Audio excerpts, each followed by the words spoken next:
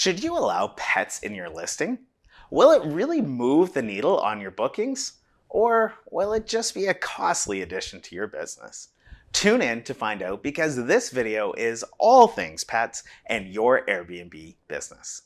Welcome to another episode of Airbnb Uncovered. I'm Matt, the creator of Airbnbuncovered.com and Airbnb Superhost. On this channel, I uncover some of the best kept hosting secrets, as well as share with you nearly everything that I've ever learned after hosting over 3,000 guests.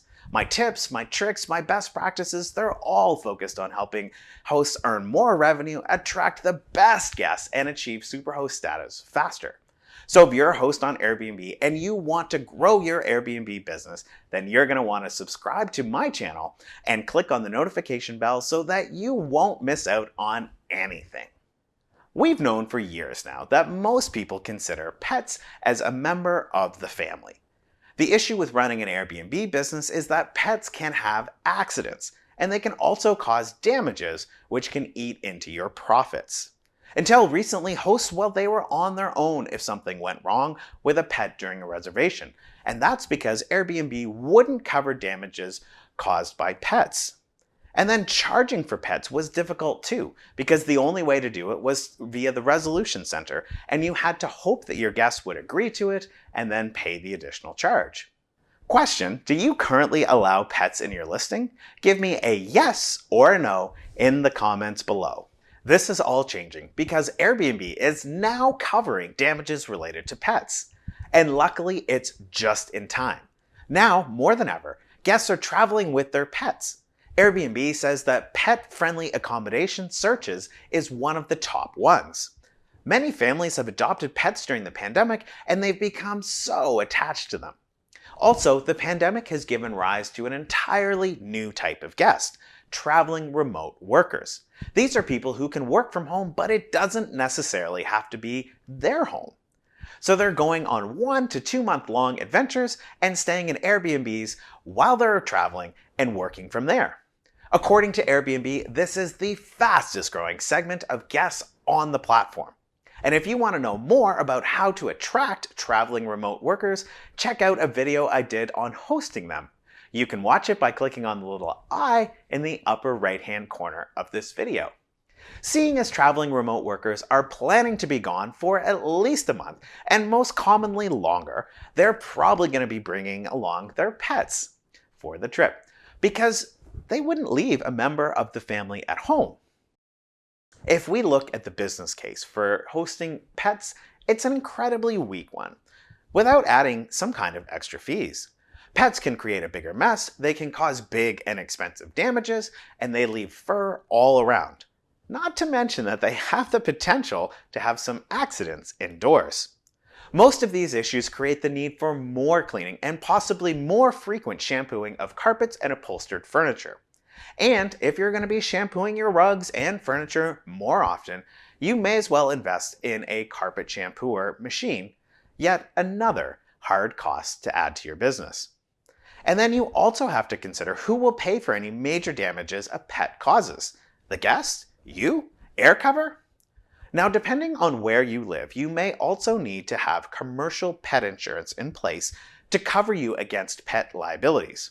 I'm not going to go any deeper on this one because I am not an insurance professional or a lawyer, but I do just want you to be aware that pet liability is a thing and that you should consult with the appropriate professional to see if it's a factor in your area.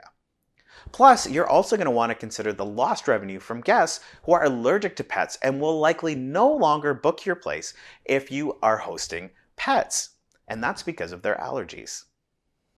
So this begs the question: is hosting pets really worth it? I'm going to offer that it is, notwithstanding everything I just said about it being a bad business case. And that's because you can now charge a pet fee, and you're also now covered for damages from pets and any extra cleaning by Airbnb's new air cover. I covered all the details of air cover in my last video. You guessed it, you can watch it by clicking on the little I in the upper right-hand corner of this video. There's one more thing to note though about pet fees. You cannot charge one for a service animal. But what about no longer being able to host travelers who are allergic to pets? Is this really going to hurt your bottom line? To be honest, over the past 6 years, I can count on one hand the number of times when a guest told me that they were allergic to pets. And that's on nearly 3,500 reservations. So I think this is going to be a non-factor. Plus, I'm guessing that the few guests who are allergic to pets will far outweigh the number of guests who are looking to travel with pets. So how does the pet fee work on Airbnb? To start, it's a one-time fee, which is a shame because sometimes it's nice to charge the pet fee per night, sort of like hotels do. But that's not how Airbnb set it up. It's just a one-time fee. So as long as the guest selects that they're bringing a pet, the fee will be added and then divided by the total number of nights and then added to the nightly rate in search. And then when the guest clicks on the listing, it'll be broken down separately on its own line, just like the cleaning fee is. Setting your pet fees is very simple, and I'm going to show you how to do that right now.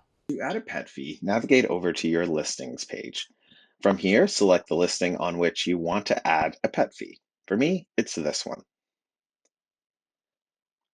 On the left-hand side, look for pricing and availability, and this is where you'll add the pet fee. Scroll down past discounts, and then under additional charges, the second one is pet fee. Click edit, and then add your pet fee. So for me, I had it as $30. And remember that this is a one-time fee. So Airbnb will only collect this fee once, regardless of how long the reservation is. Then click save, and that's it. But you may navigate over here and this edit button will be grayed out or you won't be able to edit it. And that's because your listing currently doesn't allow pets. So if you want to enable a pet fee, then you first have to have a listing that allows pets. To do that, head over to policies and rules on the left side and then scroll down until you see your house rules, and then the third one down is pets allowed. You have to have that checked.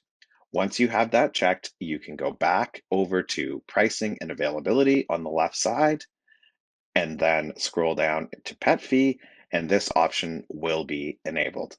And that's literally all you have to do to set a one-time pet fee on Airbnb.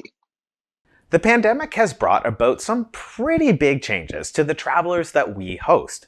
One of the biggest ones is that guests are more frequently traveling with their pets. In fact, pet-friendly accommodation is a top search filter on Airbnb. Hosting pets can be good business since we're now more easily able to recoup the costs associated with doing it. You can now charge a pet fee and you're covered for damages caused by pets by Airbnb's AirCover. And I want to offer that if you're not hosting pets, you should give it some strong consideration. Your business's bottom line could be thanking you. I always want to be providing useful and actionable content on my channel. If this video hit these 2 marks, then please give me a thumbs up. If you want to know more about how to grow your Airbnb business, check out my other videos and subscribe to my channel.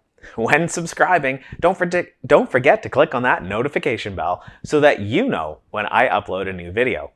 Thumbs up and subscribing to my channel go a long way towards building the channel and allowing us to reach more hosts to help them earn more money on Airbnb. Until next time, bye for now.